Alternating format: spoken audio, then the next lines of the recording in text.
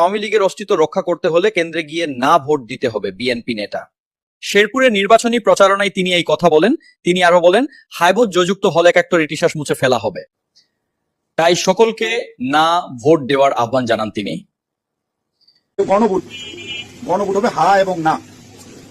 যদি আপনারা যারা আওয়ামী লীগ করেন, যারা অন্যান্য দল করেন, তাদের কাছে তাদের জ্ঞাতার্থে সুবিধার্থে আমি জানাচ্ছি, যদি হ্যাঁ জয়যুক্ত হয় কোনোক্রমে সারা দেশে যদি হ্যাঁ জয়যুক্ত মানে ভোটে জয়যুক্ত হয়, তাহলে এদেশের স্বাধীনতার পরে 72 যে একটা সংবিধান ছিল, শেখ মুজিবুর সাহেব করেছিল, ডক্টর কামালের হাতে লেখা, এই সংবিধান টোটাল ডমিট করে দেবো, মানে মুছে ফেলবো।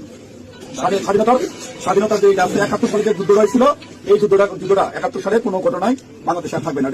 আপনার ইয়ের মধ্যে সংস্কার করতে চাইতেছে, যে সংস্কারের জন্য হানাবুর হইতেছে, এর মধ্যে লেখা আছে 71 সালকে বাদ দিয়ে 24-এ যে ইটা হয়েছে, গণভোটটা হয়েছে 71 জায়গাটা দিবে 24 সাল।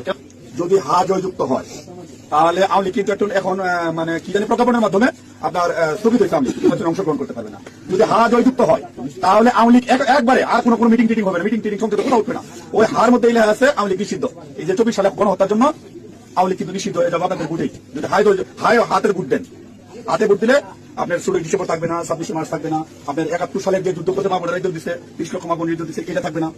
অর্থাৎ আপনারা যারা আওয়ামী লীগ করেন, দয়া করে আপনারা না ভোটের জন্য হলো আওয়ামী লীগের তো আমরা আসলে আমরা বিএনপি চাচ্ছি সকল দল মিলে একটা দেশে নির্বাচন হোক, সকল এবার না হোক, সামনে যেন সকল দল একটা নির্বাচন অংশগ্রহণ, 5 বছর পরে সকল দল নির্বাচন অংশগ্রহণ করতে পারে।